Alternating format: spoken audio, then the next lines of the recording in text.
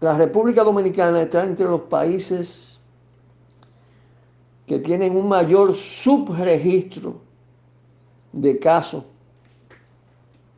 por la ineficiencia en materia de ejecución de las pruebas. Estamos hablando de pacientes con sintomatología, con síntomas. El porcentaje de subregistro del país es del 90 al 96%. Quiere decir que si se está hablando de 6.000, es prácticamente el doble contaminado, porque hay una parte a lo cual no ha llegado el sistema de salud. Pero hay algo más, y es que las investigaciones a nivel mundial han dado este dato importante, que por cada persona detectada a partir de presentar los síntomas del coronavirus, hay 10 que no presentan síntomas y que están ocultos. Entonces hay que multiplicar los contaminados para tener una dimensión real. Aparte de que habría que ubicarlo, lo que no se ha hecho debidamente. Hay que multiplicarlo. Estamos hablando de que la cifra puede llegar a unos 120.000 casos. Pero no hablan de eso.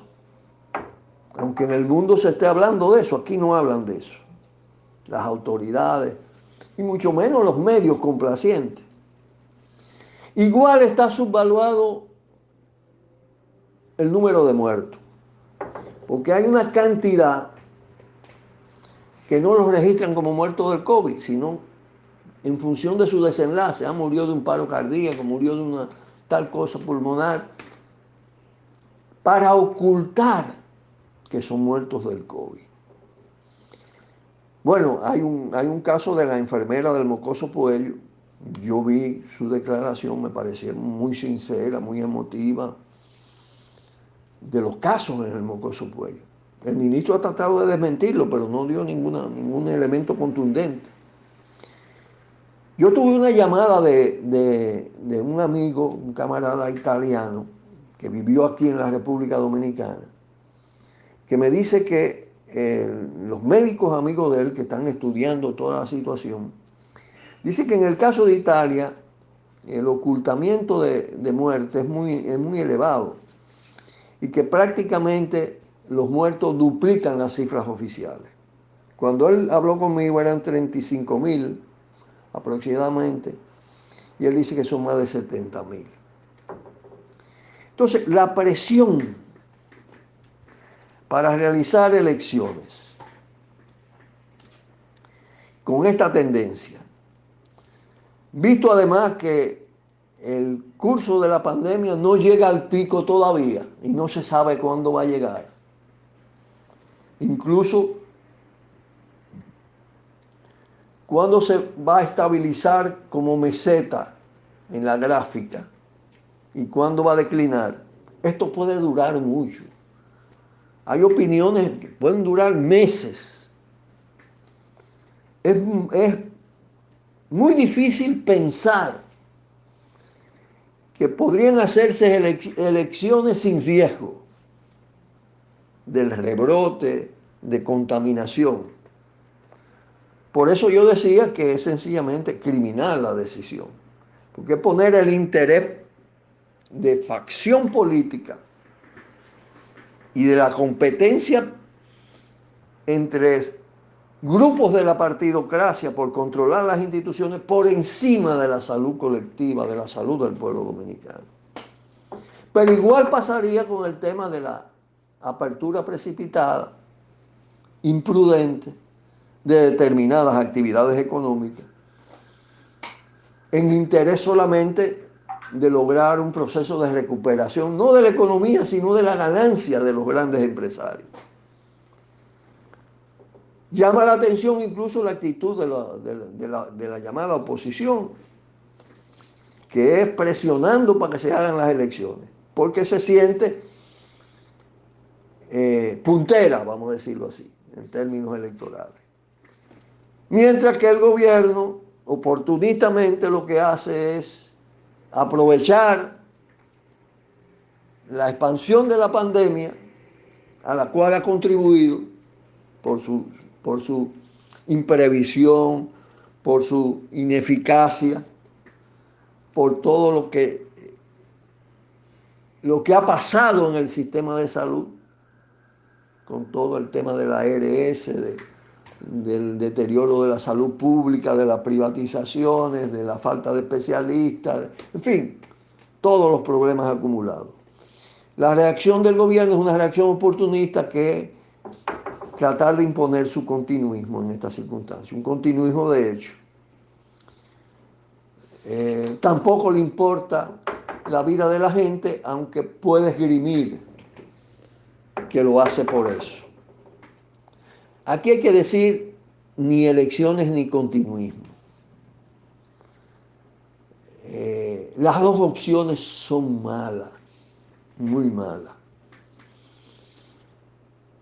Cada vez más lo que está pasando a nivel de la crisis y la manera de enfrentarla desde los centros de poder, tanto económico como político, lo que pone a la orden del día es la necesidad de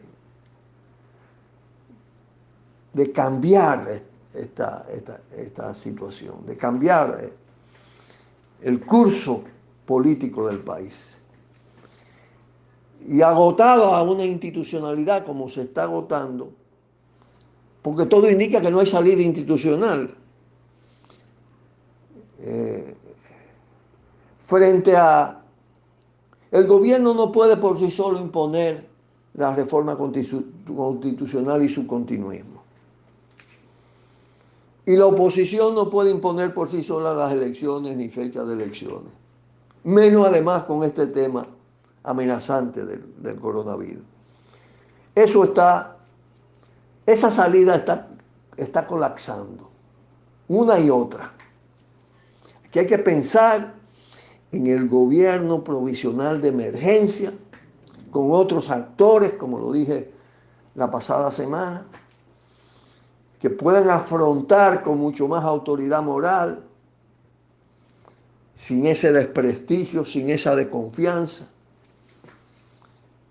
el aspecto sanitario de la crisis, que hay que detener, que hay que revertir, dándole prioridad y programar un proceso de recuperación democrática del país a partir de cambios institucionales importantes. En ese contexto entra en lo que nosotros venimos insistiendo, la necesidad del proceso constituyente, de la propuesta constituyente. Ahora, todo indica que hasta pueden intentar imponer imprudentemente una u otra opción. Entonces nosotros decimos, bueno, aquí viene a potenciarse el valor de la resistencia del pueblo, de la rebeldía del pueblo. Y aquí viene también el rescate necesario de lo que pasó en abril del 84. Fue entonces cuando iniciaron el proceso de imposiciones desde el Fondo Monetario Internacional para responder a la reestructuración neoliberal de aquel momento y de aquella época. El palo acechado de Semana Santa, el levantamiento del pueblo, 3 días de lucha, una masacre y una imposición de nuevo.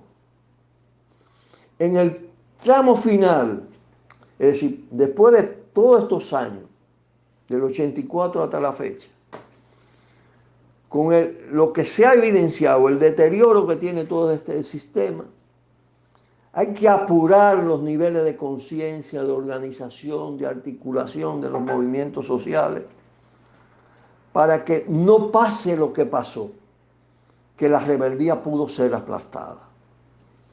Tiene que ser una rebeldía con un grado de inteligencia enorme, pero en fin de cuentas se necesita la insurgencia. Y va a pasar, en el post-pandemia va a ser mucho más grande. Se van a producir incluso en medio de esta situación en muchos países reacciones de los pueblos.